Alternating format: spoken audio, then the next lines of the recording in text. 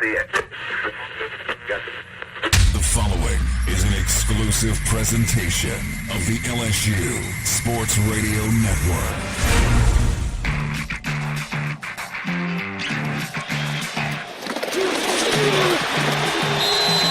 Welcome in to the Brian Kelly Press Conference, delivered by ASAP, the official mobile ordering partner of LSU Athletics. Download the ASAP app today. Coming up, head coach Brian Kelly discusses the week ahead for LSU Fighting Tiger football. But first, from inside the Capital One LSU Sports Radio Network studios, here are former Tiger Gordy Rush and the voice of your Fighting Tigers, Chris Blair.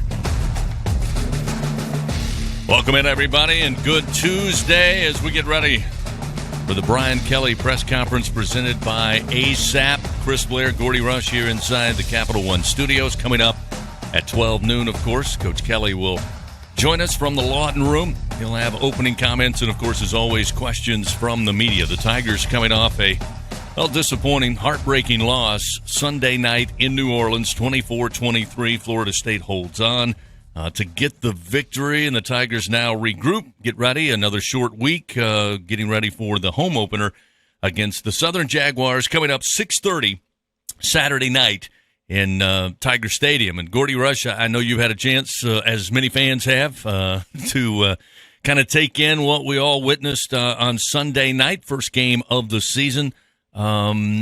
Try to get ready, regroup. I'm sure that's what Coach Kelly's going to talk about today. He talked about it really immediately following the game on Sunday night. But we'll start with your biggest takeaways from the tough loss in New Orleans. You know, Chris, I had a chance to see two scrimmages, and I was really surprised with the product that I saw on the football field, because in those scrimmages, and it was good on good, LSU executed at a high level. You saw very few mistakes. And to see, you know, in that game for LSU to struggle on offensive line, struggle to run and pass, especially in the first half, defensively could not get off the field on third down, and obviously it was a bad night for special teams. We're really surprised to see that performance. Yeah, I mean, I think Coach Kelly, again, immediately following the game said, hey, look, we knew we had a small margin for error. And, you know, in any game against any opponent, anywhere, when you have those types of special teams breakdowns, obviously it does most of the time doesn't go well for that particular team. You know, tough news, obviously, early in the game. Mason Smith, who, again, had talked about how he wanted to take major steps forward here in year number 2 after what I thought was a sensational freshman campaign. I'm sure Coach Kelly will be asked about that coming up in just a little bit. But you got a little thinner on the defensive front. And as you pointed out, you know, again, at times for the majority of the first half and really until a couple of big stops late in the game, they struggled really to slow down a pretty good attack by Florida State. You know, it was a point of emphasis for Florida State coming into the game. They ran for over 400 yards in that opener against Duquesne. So retooled offensive line. 3 of the 5 guys had come via the transfer portal. And they were running into what was supposed to be a strength for LSU. We talked about on the broadcast, number 93, Wiggins came out with a boot on. We hadn't heard that news. He was on a cart and a boot, so that's a significant injury. So he was not available to be a backup. And then you lose Mason Smith with 7:34 remaining in the first quarter. And all of a sudden you get very thin very quick. And I believe LSU only played 3 people in the defensive tackle game. Wingo had to step up and play a lot of snaps. And then Guillory came in the second half to give them, a little bit of a chance to get on the sideline. But again, you're returning Gay, you return Ojulari, you return all this talent on the defensive line. You're down 2 people. Now it becomes a little bit of a concern for you. Who's going to be able to step up starting this week against Southern? Again, we mentioned the miscues on special teams, but the opening drive of the game, again, we saw Jaden Daniels take over, QB1 in the opening game of the season. Had a big run play with his legs in that opening drive, a couple of penalties.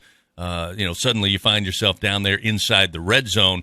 Then you have the errant snap. And, again, that you get points, right, but you leave 4 on the table. possibly with all the momentum and Florida State kind of on their heels. And obviously we could sit here and talk about how that changes the entire rest of the ball game in the opening drive of the contest. But, offensively for LSU, it looked like, and again, I think Coach Kelly mentioned this, that it was kind of a tale of, I don't know if you would say two halves, but certainly the end of the third quarter and all of the fourth quarter. Again, LSU started to be able to move the ball. They got into tempo. They got into rhythm. And even late in that game on that 99-yard drive, which got the Tigers within 1 point, again, even with Florida State playing in a prevent style, leaving a lot of room across the middle of the field, which LSU, to their credit, took advantage of in that drive. You were able to get something going and really utilize what we expected to be the skill level. You got the receivers involved late in the game. We know how talented that group is as well. So, again, you look at the game, take it in its totality, and you say to yourself, as Coach Kelly did, you can't turn it on that late in the game in these type situations and then add those miscues on top of it. Yeah, you expect a little of that in the first game. You're trying to find yourself offensively and who you're going to be. I don't think anybody expected the offensive line was going to struggle in pass protection as much as they did, and that LSU was going to struggle at times being able to run the football. So Mike Denbrock went tempo, as you talked about, spread the football field with the three outstanding wide receivers, and went to a short passing game. They were able to get the ball out quickly to those wide receivers in space. They were able to make plays, and with that, Florida State had to back up. A lot of times they played cover two, man-to-man underneath, too deep. That means they're backing people out of the tackle box. And I believe we talked about it 4 times on that first touchdown drive of the fourth quarter. Noah Cain, I believe, had 4 runs, or LSU had 4 runs, and they were able to run the ball as Florida State backed up a little bit. So is that now the identity for this LSU offense? Do we see more tempo, more short passing attack out of Jaden Daniels, who was really efficient throwing the ball? I thought when you didn't have LSU's in the shotgun, when you didn't have more, had to stay in the pocket and some 5-step would be the equivalent of a 5-step drop, he was really efficient throwing the ball quickly. Again, we could sit here and talk about each and every play. We don't have the time to do so. Coach Kelly's going to join us, and I'm sure he'll give an overview before taking questions from the media. Early in that game, once we got to halftime, time of possession, which sometimes means something, sometimes it does not in a given game. But when you looked at time possession and the amount of total offense for Florida State, LSU was behind in a big way. When it was all said and done, again, starting late in the third quarter and throughout that fourth quarter, where I think LSU really dominated, frankly, in that fourth quarter of action, things evened out a little bit more. Yeah, LSU got a couple stops, and they were able to get off the field on third down, which was a problem. It was Florida State was 6 of 8, and then 7 of 11, and I want to say finished maybe 7 of 17, if I'm not mistaken, on third downs, which is still a good percentage. But that was a story for the first 3 quarters for Florida State. Defense was able to get off the field, and as we talked about, the LSU offense found some rhythm in the fourth quarter, and they were able to make this obviously a close game. One of the things you look at when you look at the total tackles in the game, you look at where that's coming from. And on Sunday night, it was coming from the secondary for LSU. And a couple of guys, again, that I thought played extremely well, which was in a position group that maybe there were questions 6 months ago, 3 months ago. And that was Jay Ward and Major Burns. Both guys finished with 8 tackles. Jay led the team with 6 solos, 4 solos for Major Burns. Those guys, I thought, at least that's a positive you look at. Well, in this system, this Matt House defense, they're interchangeable. So, in other words, there's not a true free safety, not a true strong safety. They can play both. So that means at times when you're the strong safety, you have to get up there and contain. You're closer to the line of scrimmage. So I'm not surprised that they're going to have similar stats. It's just usually not a good sign that your safeties are leading the way tackling-wise. Greg Penn, the linebacker, was third there, and I know that the Tigers rotated a lot of linebackers. They played Jones, they played Weeks. Baskerville didn't record a tackle. He got in the football game for a little bit, but usually you'd like to see that front 7 making more of the stops for you. Again, Coach Kelly after the game talking about, I think listening to him, Gordy, it was pretty clear. Hey, we weren't happy with the results tonight. We weren't happy with the way we played the game, but we can identify very easily where the improvement has to be made, which is, you can't fix anything if you can't identify it. I think they clearly identified it, and I'm sure that's going to be several points of emphasis this week because we'll talk about the matchup in the next segment. But it seems to me and it's almost true every year between week 1 and week 2, it's typically more about what you're doing and how you're getting better. I'm sure they're going to talk about the Jaguars, but I think they've got enough they're going to work on this week. No question. And, on the defensive side, for me, it's the run fits. I thought there was too many times that Florida State was able to get to the edge. You didn't have somebody setting contain, and you saw a little bit of mix-ups. Times two people would go inside and one person wouldn't go outside, and getting those things right. And you got to be able to clean that up, because in 2 weeks, the Southern obviously coming off an 86-0 win. LSU's a heavy favorite in this game.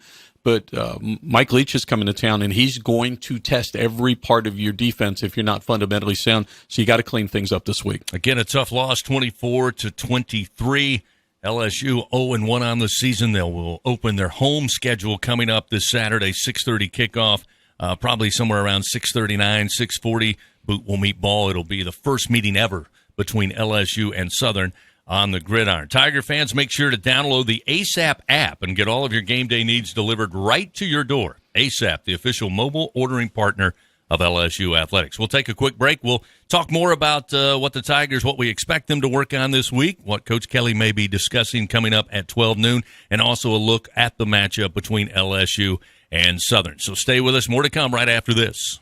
Albertsons is making shopping and saving easier than ever. Check out Albertsons For You in our mobile app, where you can shop for groceries and save weekly with digital coupons all in one place.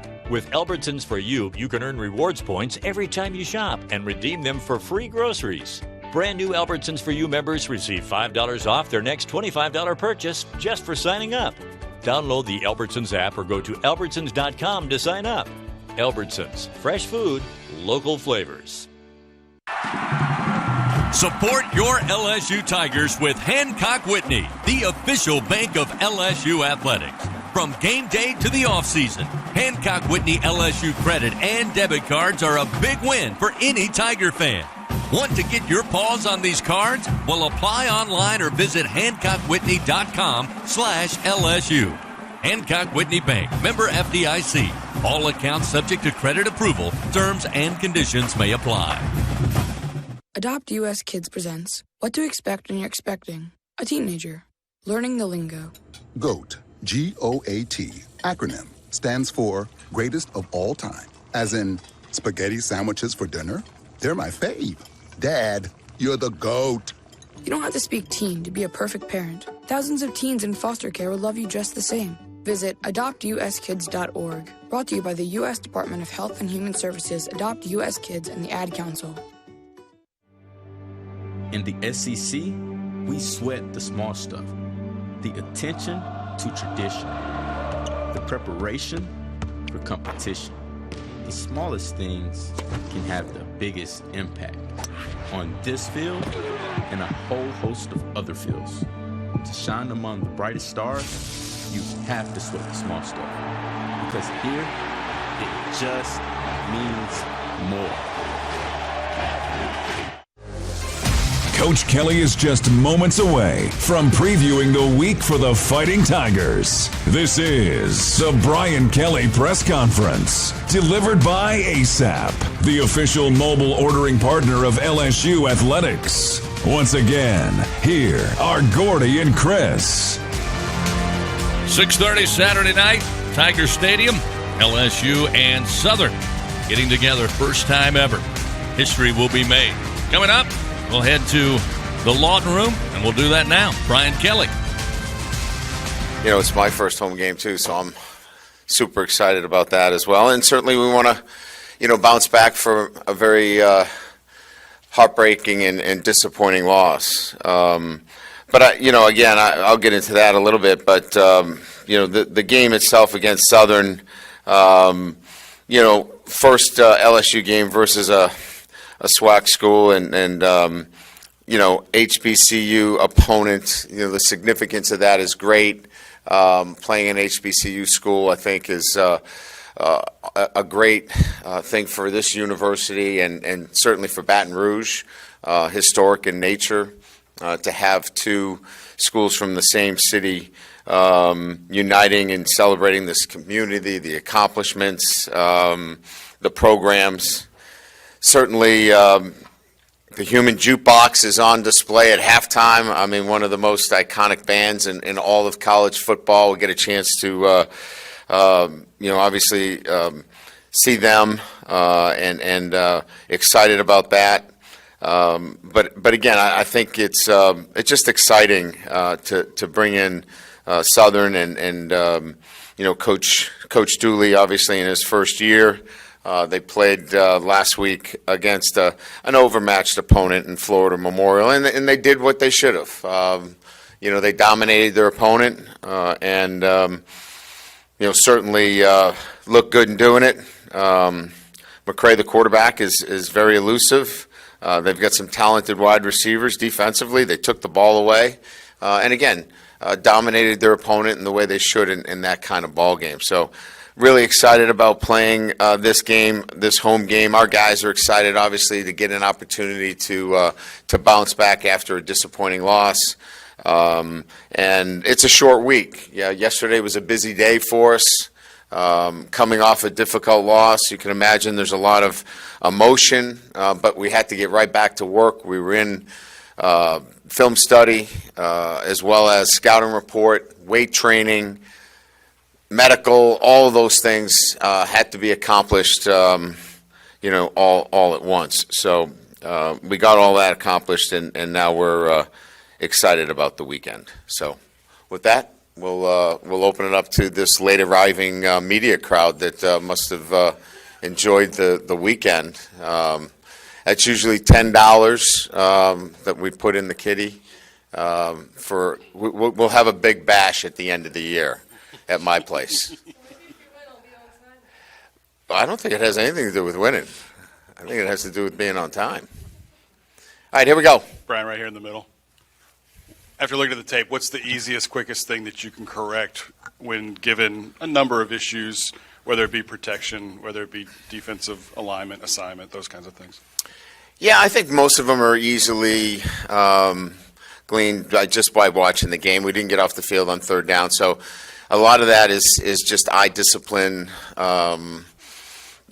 tackling, things that I talked about after the game, better communication from a large degree.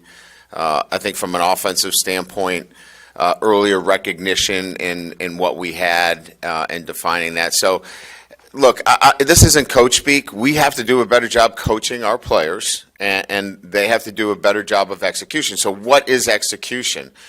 Execution is really playing with great confidence and trusting your teaching.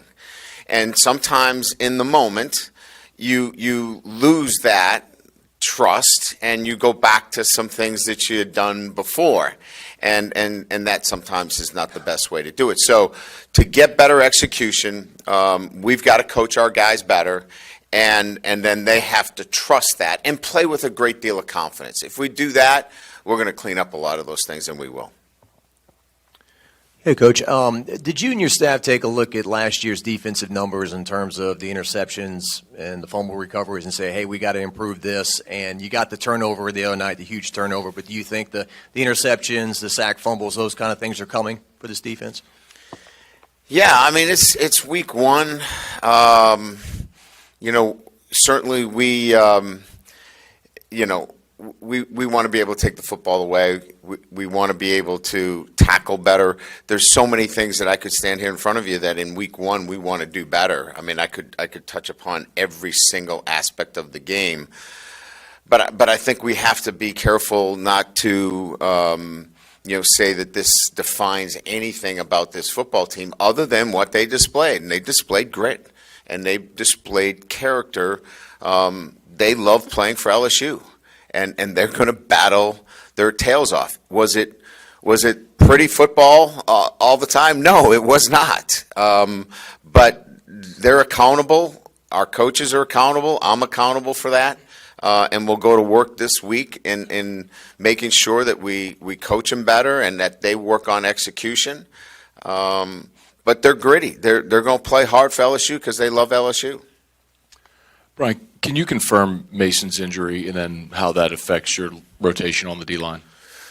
Yes, I can confirm. Our doctors confirmed an ACL tear yesterday after an MRI, which, obviously we're crushed for him because he was celebrating for a teammate on the play and trying to show his support for a teammate. And so anytime you suffer an injury under those circumstances, it's extremely disappointing. He's a great player. You're going to miss great players, but it's next man in now for us from that standpoint. So you got to count on other guys to step up, and they did in the game. I think our defensive line rallied, played as hard as they could.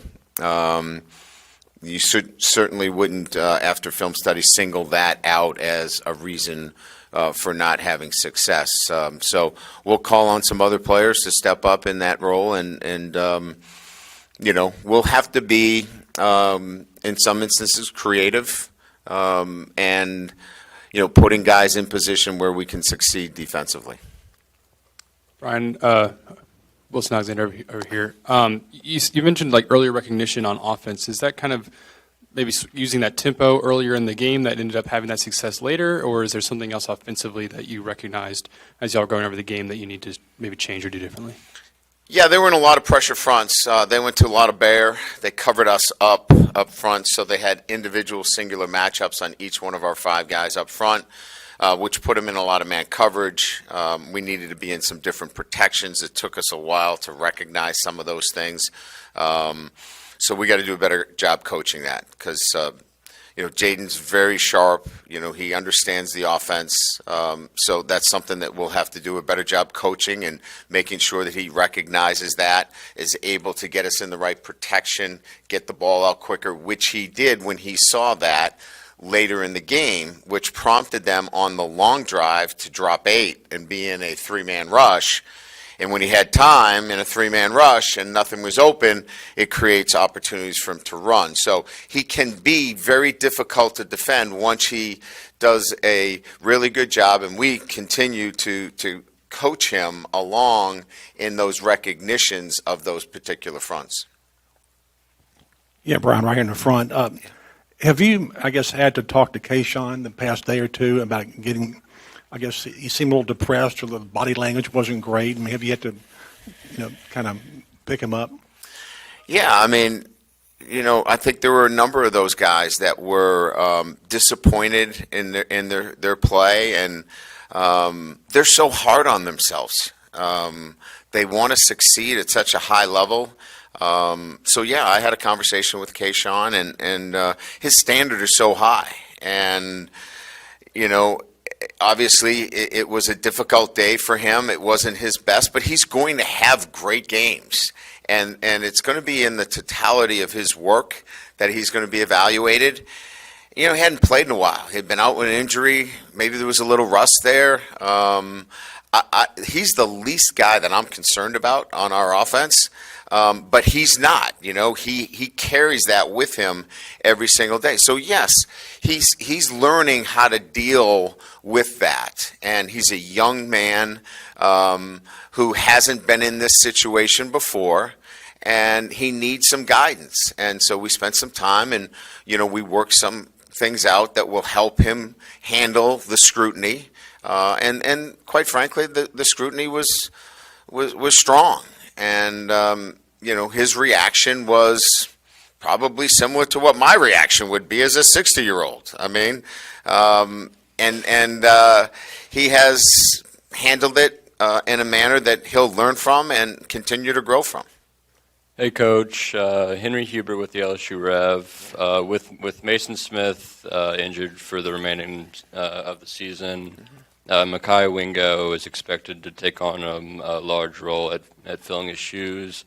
While those are large shoes to fill, how effectively do you believe he'll do that, and what's his attitude been like since the game? Oh, Mekhi has been amazing. He's been a great leader. He won this week's SWAT team points again. He's a terrific leader.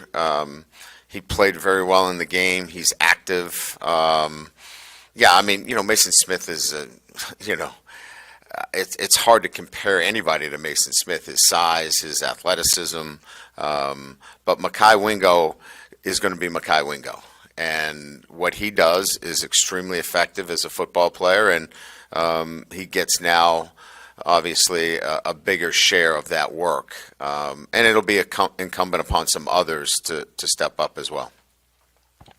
Brody Miller with The Athletic. I know you talked Saturday about how, Florida State's edge rushers deserve a lot of credit, but when you look back at it, where maybe it was personnel issues, was it more protection stuff? I guess what stood out that maybe you guys can fix?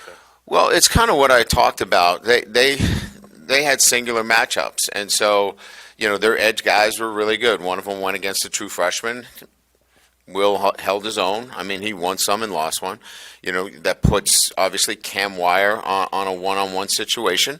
There were some tough days there for him, but he battled. But, you got to look at your personnel going against who we played against. And, are there better ways that we could have helped our offensive line? Should we have sprinted more? Should we have, gapped it more?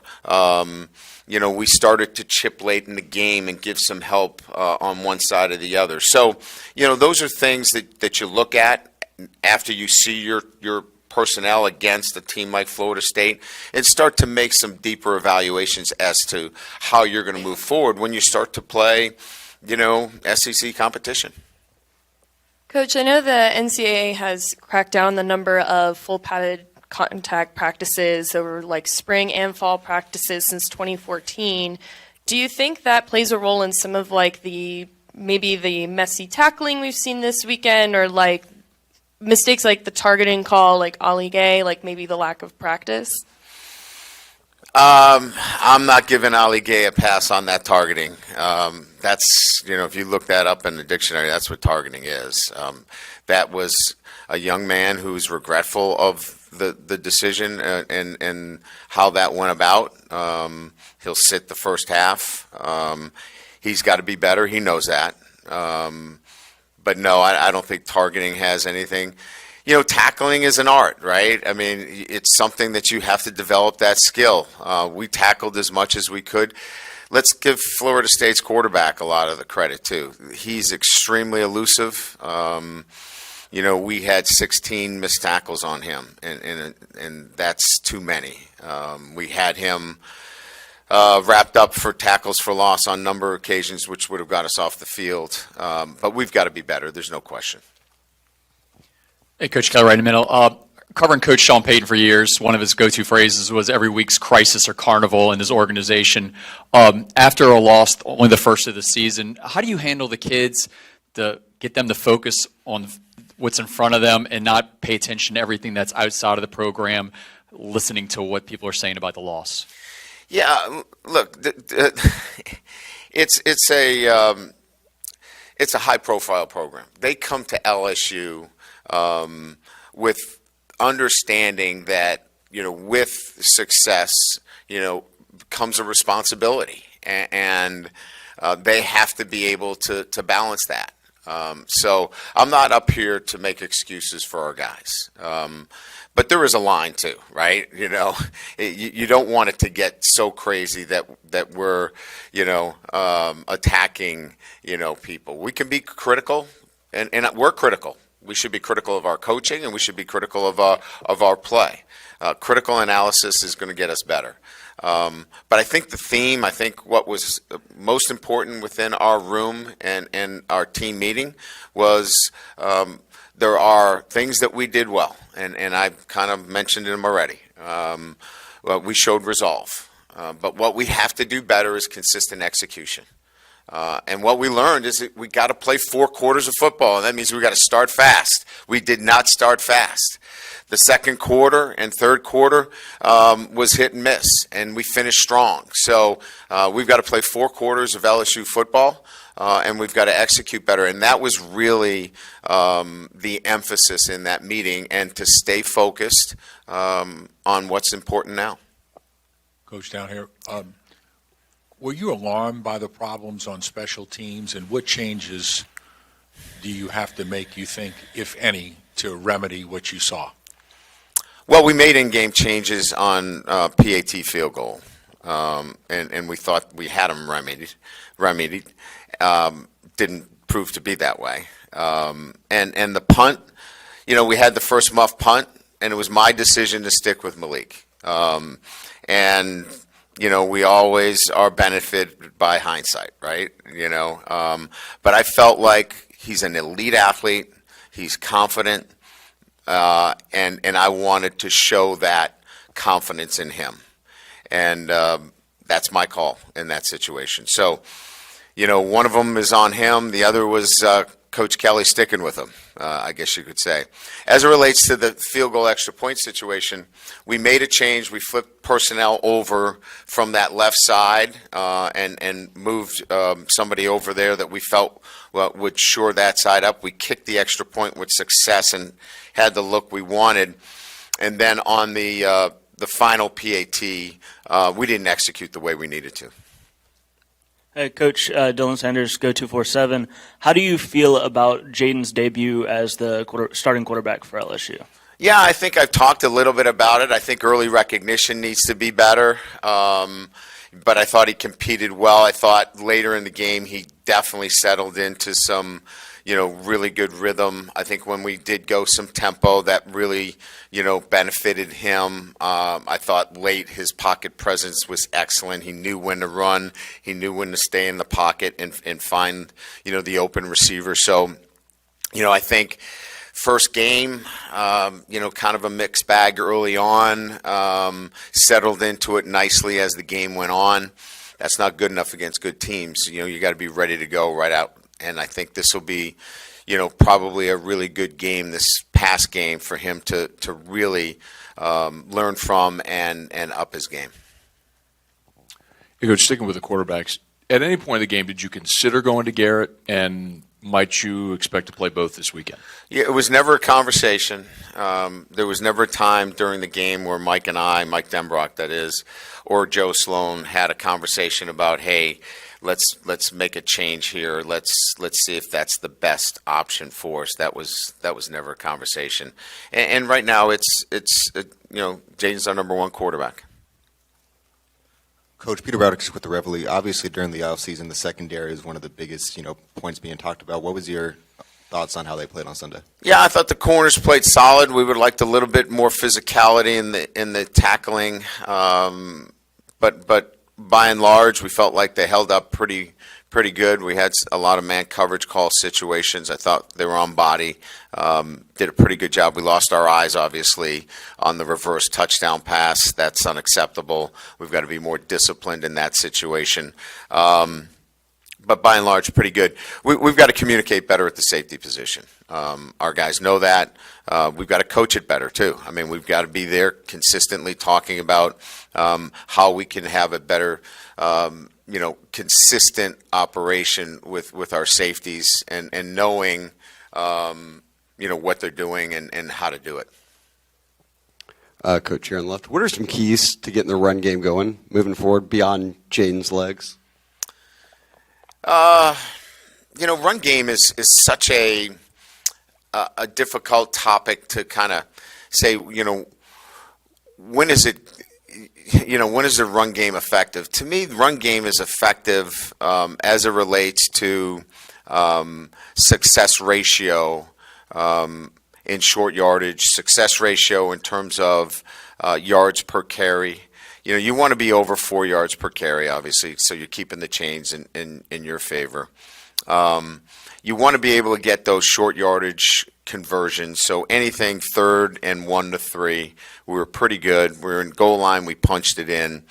Obviously the run game has to continue to grow, but in a first game situation, you're talking about the timing and the reads of running backs with the offensive linemen and tight end blocking and receivers. There's so many pieces, so it's hard to really give you, where are you with the running game. We've got to get all those pieces working together, and then I'll be able to give you a better assessment of where we are and where we're going. Right up the middle. I got 2 if I can. Running backs and tight ends look like they struggled in protection. How much better can you be there, or is it just a course of playing games? And then secondly, how do you like to approach recruiting on game day? Do you stack up as many visits as you can with your home games, or do you really focus on the games? So the first question is running back and tight ends. I think that's an area of need to improve in. Mason Taylor's playing a lot for us. He's a young player. His matchups were not favorable in most instances. He battled the best he could. We know where our limitations are. We're going to have to be better there, and we're going to have to be better at the running back position. And we got to be creative. It is what it is. As it relates to recruiting, we want to be very careful in this first year that we are not missing an action at practice as we are developing this football team. I do like to get out, but in year one, we want to make sure that there's continuity and that our players are going to need us as we recruit. So we're going to be very deliberate and balanced in terms of how we do that. Hey, Coach, speaking of Southern, when you were growing up or watching football, do you have any memories of HBCUs and all the talent they would send to the NFL, and do you feel like they're kind of maybe getting back to that a little bit in recent years? Yeah, for me, it's Eddie Robinson, and Grambling, and those games being played on NBC, and remembering them. One of the biggest honors that I had was getting an opportunity to speak at the Eddie Robinson Museum when it was opened up. It was a great honor, and just being immersed in the history of HBCU. So for me, it's as a head football coach and somebody that's been in the business as long as I have, I'm really excited about this game because it brings in the historical perspective and how important it is. Brian, over here. Okay. When it comes to the safety situation, Joe Fouché, what can you say about his situation and the suspension that he's? He'll be back this year. I know it. He'll be back. Hey, Coach, in regards to the game on Saturday, it's the first time two Baton Rouge universities have faced up against each other in history. How important do you think this game is for the players, and how important do you think this game is for the city of Baton Rouge itself? Yeah, as I mentioned, I think it's exciting for the city to have two teams playing together, celebrates the accomplishments of both universities. The city itself, a flagship university like LSU, and certainly a great institution and a traditional HBCU university like Southern. Bringing them both together, I think, is a incredible thing for the city. This doesn't happen. I mean, how many teams get together from the same city? Maybe UCLA and USC. I can't think of many more that are in the same city that play each other. So it's a big deal. It's pretty cool. I'm excited, and I know our players are too. Hey, Coach. How would you sort of evaluate the performance of your linebacker? It seems like you guys were kind of vulnerable in the middle of the field during the game. Yeah. Look, I mean, when you don't get off the field on third down, it's not just the safeties, it's not just the corners, it's not just your pass rush. Everybody's responsible for that. We've got to play better at that position. In particular, we've got to tackle better. We've got to blitz better. We've got to be on body and coverage better. So is there room for major improvement there? Yes, there is. There's room for improvement in my coaching and our playing, and we've got to get better there as well.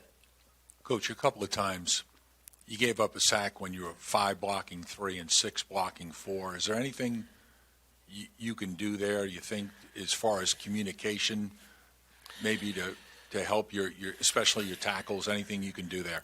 Yeah, so a lot of that's O-line awareness and making sure that we're helping where help is needed. And when you get 5 guys that are battling and trying to do it the best they can, they have to know where their help's coming from. And that's consistency. That's where you get a group of guys that are playing together for a while, that they know where to help. And we call that O-line awareness. And certainly we lack a little bit of that right now. But we'll get there. We'll build that as the season goes on. Good? All right. Thank you. Head coach Brian Kelly with a press conference this week as the Tigers get ready to take on the Southern Jaguars coming up on Saturday night at Tiger Stadium. Obviously, tough news for Mason Smith as Coach Kelly confirms he will be done for the season with a torn ACL. Also, highlights from the press conference, pretty clear. Coach Kelly and the staff identifying the issues at hand, and as he said, they're going to get better, and they'll get after it this week in preparation for week number 2, game number 2, coming up Saturday. We'll take a quick timeout. We come back. We'll wrap it up. It's the Brian Kelly press conference presented by ASAP. Together, we are partners, setting a new standard for health. Together, we prove that no matter how battle-tested we are, our spirit remains undefeated. Our Lady of the Lake and LSU are creating transformational change and impacting Louisiana with a new standard for healthcare, research, and education. Together, Our Lady of the Lake and LSU are champions for Louisiana. Together, we roar. Learn more at ololrmc.com/LSU. Hello, how can I help you? I'm looking for your new Fast Play games, but really, how fast are they? How fast do you say? Faster than a... Even faster than... Whoa! Hey, that's fast. Introducing new Fast Play games from the lottery. Get in between for $1. Rev up with $2 Super 7s. Bet on Black Cherry Bingo. Get the winning score with $5 Saints. And finally, it's a party with $10 Cash Extravaganza. Win up to $50,000. Must be at least 21 to purchase. It's 4 a.m., Monday, and you're literally sucking baby snot through a tube because she's congested. Man, that's love. And if you love her that much, love her enough to make sure she's buckled in the right car seat. To make sure your child's in the right seat for their age and size, visit nhtsa.gov/the right seat. Show them you love them. Keep them safe. Visit nhtsa.gov/the right seat. Brought to you by the National Highway Traffic Safety Administration and the Ad Council. In the SEC, we sweat the small stuff. The attention to tradition. The preparation for competition. The smallest things can have the biggest impact on this field and a whole host of other fields. To shine among the brightest stars, you have to sweat the small stuff. Because here, it just means more. This is the Brian Kelly Press Conference, delivered by ASAP. Looking forward to an electric atmosphere all over campus, certainly here at Tigers Stadium on Saturday. LSU and Southern get together for the first time ever. Kickoff again set for about 6:39 Central Time. And, of course, we'll have the coverage for you right here on the LSU Sports Radio Network. Coming up on Thursday, a chance to visit with head coach Brian Kelly. Again, he will join us at TJ Ribs for the Brian Kelly Show. We'll certainly talk about what the practice is like today, tomorrow, and headed into week number 2 of the season. And then, of course, on Saturday, we'll get it started at 4:30 with LSU Game Day, presented by 3 Olives, taking place in Tiger One Village. Hope you'll join us there with Hunt Palmer, Marlon Favorite, Brandon Taylor. Then Doug Morrow and Gordy Rush will join me inside legendary Tiger Stadium for the play-by-play action of LSU and Southern again just after 6:30 on Saturday night. Thanks to Gordy Rush. Thanks to you for joining us, and be back here next Monday for the Brian Kelly Press Conference presented by ASAP.